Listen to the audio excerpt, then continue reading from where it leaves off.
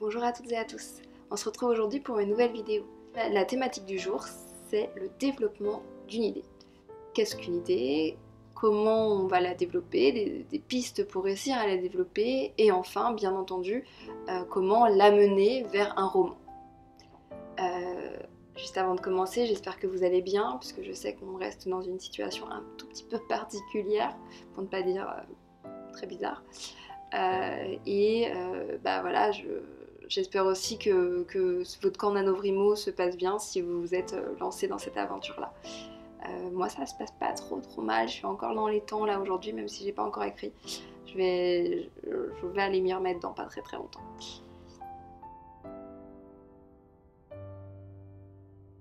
On va commencer tout de suite par la définition d'une idée. Qu'est-ce qu'une idée ? En faisant cette vidéo, je me suis rendu compte que je savais pas exactement qu'est-ce que moi j'appelais une idée et qu'est-ce qui faisait qu'à un moment je me disais tiens, paf, ça c'est l'idée quoi, c'est quelque chose. Donc en fait je suis allée chercher un petit peu et je me suis rappelé qu'il y avait une autrice dont j'aimais beaucoup la définition de l'idée je me suis permis d'aller retrouver ce que je m'étais noté. Donc en fait c'est dans un article que j'avais fait sur Elisabeth George, qui est une écrivaine qui a écrit un livre qui s'appelle Mes secrets d'écrivain. Et qui parle de l'écriture, de comment écrire, et du coup dedans elle parle notamment de qu'est-ce qu'une idée, et elle dit un petit peu les ingrédients d'une idée. Et pour elle, il y a 3 sortes d'idées différentes, et je trouvais ça assez intéressante. Soit il y avait l'élément déclencheur, c'est-à-dire le truc qui fait que ça bascule, et qui fait que en fait, une fois qu'on a cet élément déclencheur là, on va pouvoir aller tresser tout le reste du roman.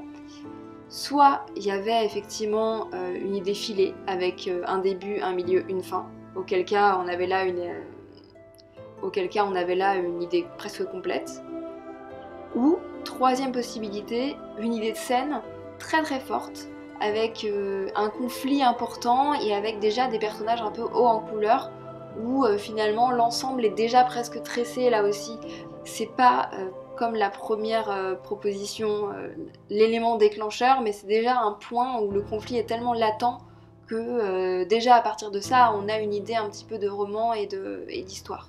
Donc je trouvais ça super intéressant parce que pour ma part en tout cas, j'ai rarement une idée filée avec milieu, début, fin comme elle en parle, mais par contre, les 2 autres types d'idées sont effectivement des choses qui vont pouvoir m'aiguiller vers un roman. C'est-à-dire que ça soit effectivement un élément déclencheur particulièrement marquant ou une scène particulièrement forte d'un texte, ces 2 éléments-là, selon les projets et selon mes projets d'écriture, m'ont permis chacun d'écrire un roman.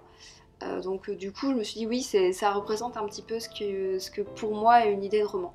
À savoir quand même, et je voulais quand même faire un petit point avec vous là-dessus, avant de continuer un peu plus en avant sur comment on va aller développer cette idée, sur la différence entre une idée d'intrigue et une idée de contexte. C'est-à-dire qu'en fait pour moi il y a 2 types d'idées quand on parle de roman. On a des idées effectivement de contexte. Pour vous donner un exemple tout bête, ok, on est dans un monde où il y a la téléportation. Ok, on est dans un monde où les bébés naissent dans des éprouvettes et où finalement quand on a déjà sa position dans le monde. Mais ça fait pas un roman.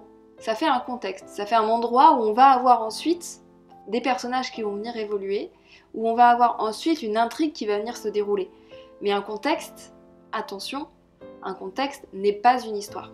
Et ça c'est quelque chose que je voulais vraiment réinsister auprès de vous parce que je me rends compte qu'il y a quand même pas mal d'auteurs et notamment des auteurs débutants qui se concentrent finalement sur le développement de leur contexte, de leur univers, de leur monde en fait, mais qui oublient finalement que l'histoire elle doit être drivée par une chose en fait, les personnages.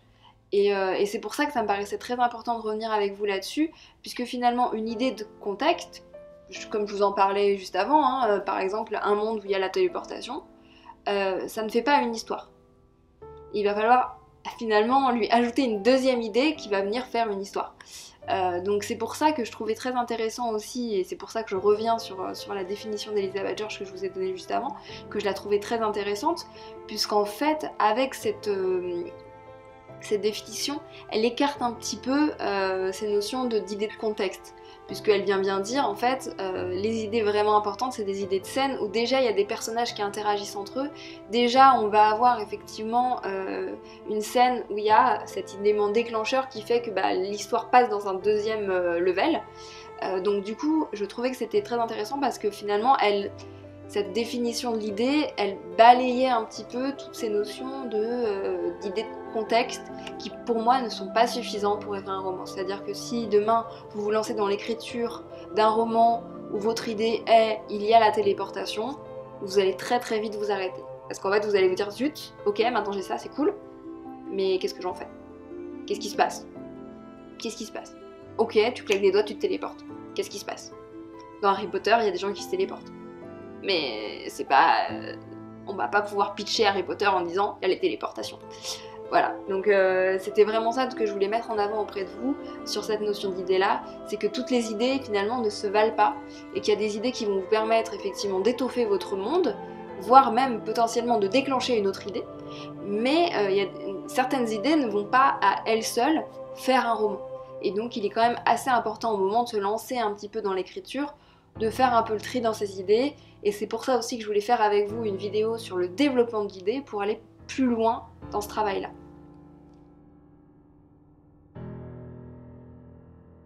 On arrive maintenant à la deuxième partie de cette vidéo sur le développement de l'idée. Comment on va aller pousser cette idée pour en faire une idée de roman. Avant de se lancer là-dessus, je voulais juste faire un tout petit point, c'est-à-dire qu'en fait je vais vous faire...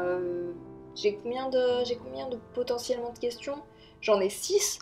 Donc j'ai 6 solutions pour aller plus loin dans votre idée, mais parmi ces 6 solutions, vous n'êtes pas obligé d'adhérer aux 6, vous n'êtes pas obligé de faire les 6. C'est pas, je vous ai fait une vidéo sur la méthode Flocon il y a quelques temps où il y avait vraiment des étapes, genre étape 1, étape 2, ça c'est pas des étapes. Là on parle pas d'étapes, on parle bien de pistes de réflexion, et il y a des choses qui vont vous parler, il y a des choses où vous allez vous dire ah ouais c'est vachement utile pour aller plus loin dans mon idée, et il y a des choses où vous allez dire non mais ça me correspond pas du tout. Et les choses qui vous correspondent pas, vous les jetez, on s'en fout. Prenez bien ce que vous avez à apprendre dans les vidéos de toute façon. Une fois que ce petit disclaimer est fait, on va pouvoir passer à la suite. Première question que vous allez pouvoir vous poser pour étoffer un peu vos textes, c'est finalement pourquoi j'écris? Pourquoi j'ai choisi cette idée? Pourquoi j'ai choisi ce truc-là? Qu'est-ce que j'ai envie de lui faire dire? Pourquoi je l'ai choisi en fait? Quel est le message que j'ai envie de porter?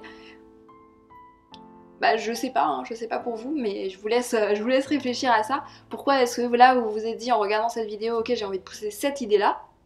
Et pourquoi vous l'avez choisie celle-là? Et qu'est-ce que vous voulez lui faire dire? Et qu'est-ce qui vous intéresse? Cette première piste de réflexion, on peut l'étoffer d'un point 1,5, on va dire d'un point et demi, d'un petit b finalement, qui est quel est le thème sur lequel j'écris? C'est-à-dire quel est un petit peu le message un peu big que vous allez lui transmettre?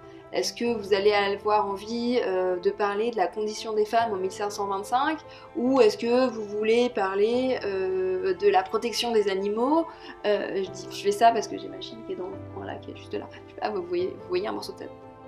Vous voyez un morceau de son corps. Ah, et de sa tête. Voilà, donc est-ce que c'est ça qui vous intéresse? Est-ce que c'est complètement autre chose? Est-ce que c'est juste faire du divertissement parce que vous aimez bien les choses qui vous font rire? Enfin, voilà, allez un petit peu là-dedans, réfléchissez aux raisons pour lesquelles vous allez écrire cette histoire-là. Pourquoi celle-là et pas une autre? Pourquoi c'est celle-là qui s'est imposée à votre esprit et pas une autre? Deuxième point, piste de réflexion qu'on va pouvoir avoir, ça va être pour qui j'écris. Parce que forcément, vous n'allez pas forcément écrire de la même façon si vous écrivez pour un enfant de 8 ans que si vous écrivez pour une personne de 55. Voilà. Je sais pas trop comment aller plus loin dans cette questionnement parce que je pense que ça coule un peu de source, que forcément, selon un petit peu les personnes auxquelles vous allez dédier votre livre, vous n'allez pas forcément traiter des mêmes choses et de la même façon. Forcément ça va avoir un impact sur la façon dont vous allez aller développer votre idée pour en faire un roman par la suite. Troisième point, un petit peu différent celui-là mais quand même important, tout simplement faire des recherches. C'est-à-dire qu'en fait, vous avez une thématique, un petit peu d'idée, vous avez une idée, et faites des recherches. Allez vous informer, regardez des documentaires, essayez de comprendre ce que vit votre personnage avec le métier qu'il fait, potentiellement interviewer des gens qui font ce métier-là, enfin voilà. Poussez toutes les réflexions que vous avez de façon à aller vers un personnage que vous allez comprendre, à aller vers un univers que vous allez comprendre. Alors bien sûr, si vous faites de l'historique, ça paraît évident, alors que si vous faites par exemple de la fantasy, vous allez peut-être me dire, bah oui, mais en fait, j'ai pas forcément de recherche à faire, puisque finalement, tout vient de mon imagination. Alors oui, c'est vrai, mais... C'est-à-dire qu'en fait, même si vous faites de la fantaisie, il y a quand même des choses qu'il va falloir rattacher à des choses que les gens vivent au quotidien, de façon à pouvoir les intégrer dans votre histoire. Et par exemple, vous allez peut-être avoir besoin de faire des recherches sur comment on se bat avec une armure sur les épaules, quelles sont les techniques pour monter à cheval, quels sont les différents types de dragons dans le monde. Enfin, pas dans le monde, mais vous m'aurez compris, qu'est-ce qui existe, de quoi a-t-on peur, enfin, potentiellement vous inspirez aussi des mythologies qui existent, enfin, et ça c'est aussi des choses qui vont faire que vous allez vous informer et que vous allez rendre un récit qui va être de plus en plus crédible et intéressant. Et potentiellement ça va vous aider à aller plus loin dans votre texte. Question numéro 4. Et celle-là, elle n'est pas des moindres, puisqu'en fait, l'idée, ça va être de se questionner. Je vous ai un petit peu tout jeté en vrac, hein, je balance. Hein, vous en faites ce que vous voulez. Donc, question numéro 4, on va partir sur le conflit. Qu'est-ce qu'il y a comme conflit au sein de votre texte qui fait que ça se passe mal? Parce que soyons honnêtes, un texte, une histoire où tout se passe bien, en fait, c'est pas intéressant. En fait, toutes les histoires sont motivées par des conflits qui peuvent être soit internes, c'est-à-dire votre personnage veut avoir quelque chose et il ne peut pas l'avoir, et du coup il va se battre pour l'avoir, soit externes, votre personnage est confronté à la fin du monde, donc du coup comment il fait pour soit sauver le monde, soit sauver sa peau, soit les deux, et du coup c'est ce qui va faire que votre histoire va devenir intéressante, c'est ce qui va faire qu'on va aller plus loin et qu'on va continuer à lire l'histoire. Parce que effectivement, une histoire où tout se passe bien, c'est une histoire où finalement vous allez vite tourner en rond et où finalement on n'aura plus envie de tourner les pages, quoi. Je pense qu'on est à la 5e question, question du genre littéraire maintenant. Parce que forcément, le genre littéraire va avoir un impact sur la façon dont vous allez développer vos idées. C'est-à-dire que, soyons honnêtes, vous n'allez pas écrire une romance comme vous allez écrire un roman d'aventure.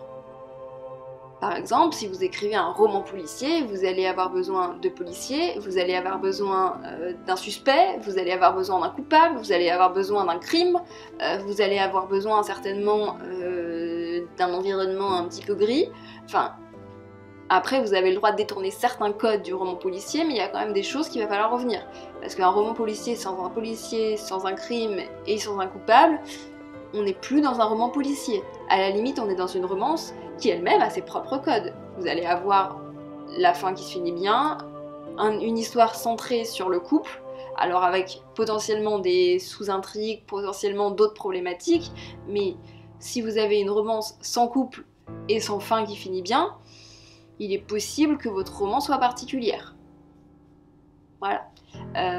Donc en fait, voilà, forcément, selon ce que vous avez envie d'écrire, selon ce que vous avez envie de développer et vers quel genre vous avez envie de tendre, vous n'allez pas forcément développer votre histoire de la même façon. On arrive donc à la 6e question que vous allez pouvoir vous poser, qui est elle aussi super importante et qui est peut-être la plus importante que je vais pouvoir vous apporter dans cette vidéo, puisque ça consiste à penser personnage. Qu'est-ce que ça veut dire ? On l'a un petit peu évoqué déjà en filigrane pendant cette vidéo, mais pour moi, l'une des façons les plus faciles et les plus évidentes pour aller développer une idée de roman, c'est de penser au personnage. Quelle que soit l'histoire que vous êtes en train de développer, quelle que soit la folie de votre histoire que vous êtes en train de développer, imaginez vous êtes avec des dragons, des elfes et des orques, vous avez donc votre personnage principal au milieu. En fait, quel que soit finalement ce que vous faites, votre lecteur, il va s'identifier au personnage. Et donc c'est là-dedans qu'il va finalement exister, qui va suivre toute l'histoire. Et donc il a besoin de s'identifier à quelqu'un, il a besoin de s'identifier à des choses, et en gros, ce en quoi il va s'identifier, c'est le personnage. Donc en fait, il va suivre le trajet du personnage à travers votre histoire.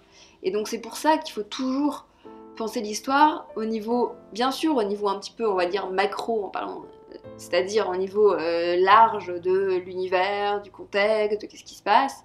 Mais en fait, votre histoire, elle se déroule essentiellement au niveau micro, au niveau du personnage qui est suivi. Alors potentiellement, il y a plusieurs personnages qui sont suivis, mais difficile d'imaginer une histoire sans imaginer ce que certains personnages vivent en fait.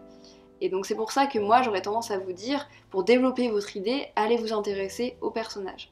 Et c'est aussi pour ça que quand je vous ai parlé de la méthode Flocon dans ma précédente vidéo, je vous ai dit que vraiment dans cette méthode-là, ce qui m'intéressait le plus, c'était l'étape qui me disait qu'il fallait absolument aller s'intéresser à la vie de chacun des personnages pendant l'histoire.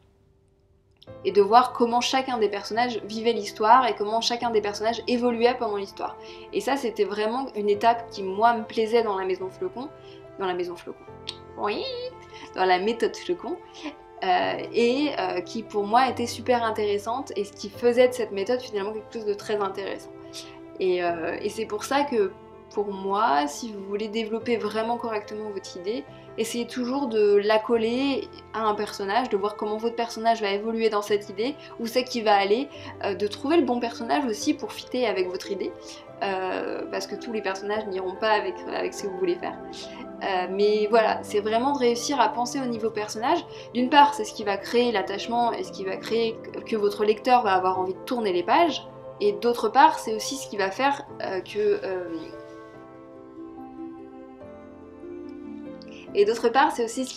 vous n'allez pas vous éparpiller. Parce que souvent, quand on commence à chercher des idées d'histoire, on va un petit peu partir dans tous les sens, et c'est normal. Le but, c'est effectivement d'avoir plein de matière pour ensuite pouvoir créer une intrigue. Et le problème, c'est que parfois on a, pour certains en tout cas, trop de matière. Et du coup, le fait de se centrer un peu sur un personnage et sur son vécu, ça va vous permettre de créer votre histoire et de construire votre histoire de façon logique.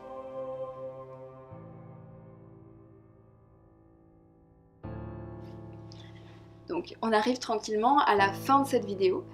Déjà j'espère qu'elle vous a plu, qu'elle vous a intéressé et qu'elle va vous permettre de faire un petit peu plus de cette idée de roman que vous aviez dans la tête.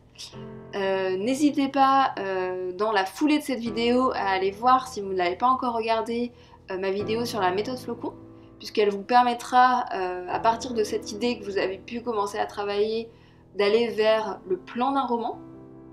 Et ça, je sais que pour beaucoup, c'est pas si évident que ça. Donc, n'hésitez pas à aller regarder cette vidéo-là. Je vous la mets de toute façon de ce côté-là. Je vous remercie d'avoir regardé cette vidéo. N'hésitez pas à aller mettre un petit pouce bleu juste là pour lui permettre de vivre un petit peu plus longtemps.